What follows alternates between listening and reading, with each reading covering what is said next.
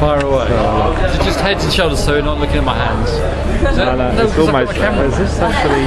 It's not my camera. I don't know how to use the thing. Yeah, All right. Right, Mr. Steve Levine. It's a pleasure to meet you and to talk to you now. So, what brings you down to the Cavern Club tonight? What brings me down to the Cavern Club? What sort of questions is that? To enthuse about Bobcom and to enjoy the fantastic bands. We're now 3/4 of the way through the evening. Brilliant acts. Some from Lipa and some from... And I mean, Bobcom itself as a platform for emerging artists, how would you sort of sum it up? That's exactly what it is. It's a platform and almost a jumping off point for emerging artists, because when you look at other areas, there tends to be a whole load of things that are not relevant to music, such as cats jumping through hoops and dogs being sick.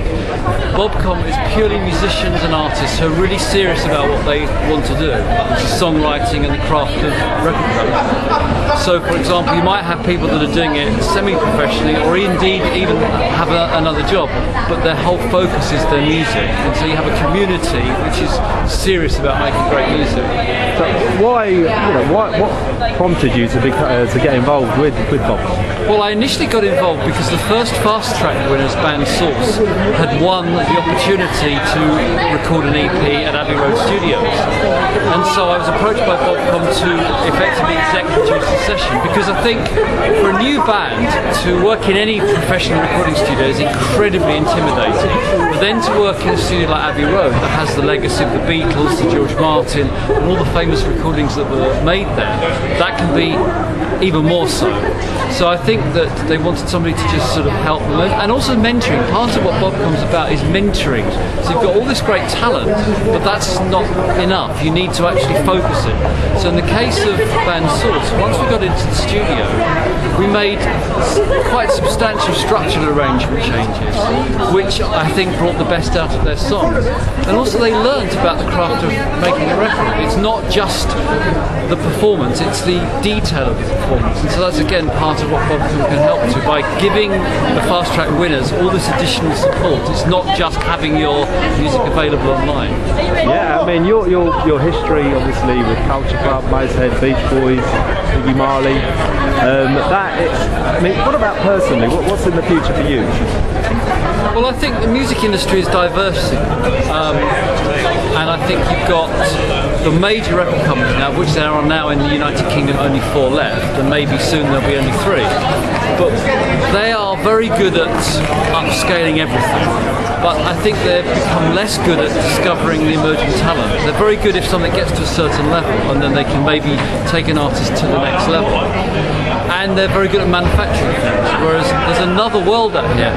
With all the bands I'm currently working with, if I go to the soundcheck, for example, I'll see maybe 3 other acts, and in the course of a week I might see 12 acts, and they're all really, really good. And so what's really interesting to me is there's almost a second music industry currently happening, where you've got all these great bands, but they need a platform, they need a voice, and so Bobcom is giving them a platform and a voice.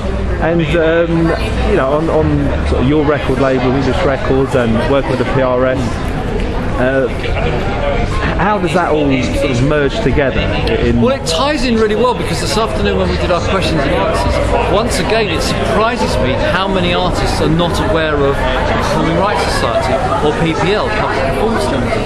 And those are rights that the artists own, which they can then trade. And indeed in cases like this, when a venue has a PRS license and they put forward their set list, it's a small amount of money, but it's a very valuable amount of money to the artists, both the songwriters, and if they're a band that performs other people's music, the songwriters of that music can get paid. So to briefly sum up, what sort of advice would you give to aspiring bands, artists, performers? Well, focus on your songwriting first of all, and really distill down what is the essence of your great song.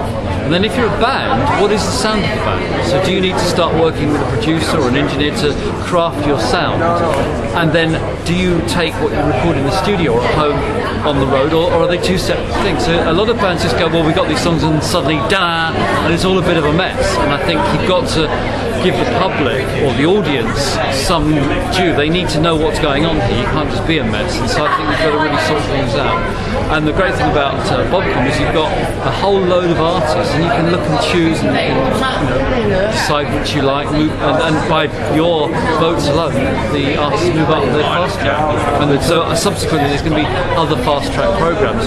So tonight is second, so some bands get to perform here. And moving forward, there's going to be others.